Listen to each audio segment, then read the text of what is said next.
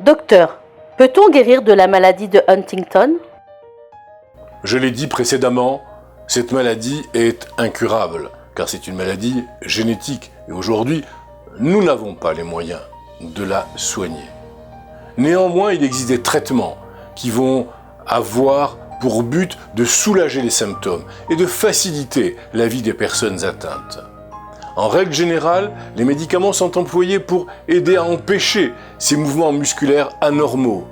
Les médicaments sont entre autres de la famille des tranquillisants, des benzodiazépines, voire des neuroleptiques, et également des médicaments qui agiront sur le système nerveux.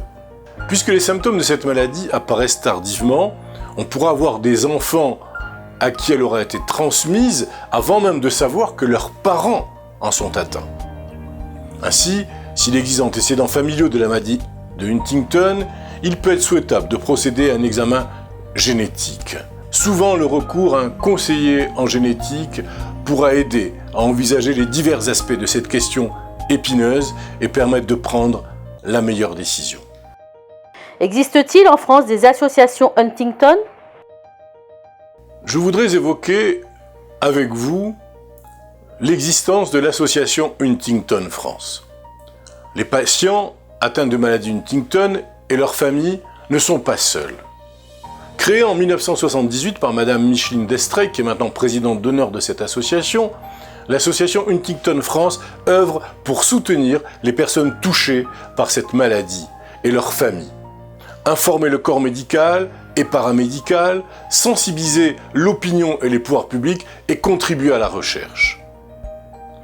La maladie de Huntington est une maladie génétique, neurodégénérative, héréditaire, pour laquelle il n'existe à ce jour aucun traitement curatif. Je le répète, en France, cette maladie atteint environ une personne sur 10 000, ce qui représente environ 6 000 malades et 12 000 porteurs du gène défectueux provisoirement indemnes de signes cliniques. Cette association Huntington France est dotée d'un conseil scientifique, de délégations régionales et d'antennes de proximité.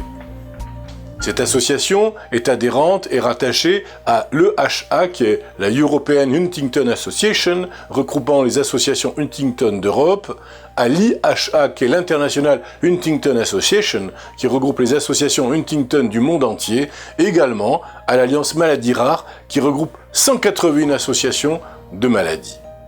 Cette association a un parrain, qui est Emmanuel Petit, dont tout le monde se souvient, qui est un ancien joueur international de football, qui a été champion avec son équipe du monde en 1998. Pour mémoire, il a marqué le 3e but en finale. C'est un homme qui est très sensibilisé par la maladie de Huntington, et c'est avec un grand cœur qu'il soutient la cause, la lutte contre la maladie de Huntington, à laquelle il prête son nom, son visage, son image et sa notoriété.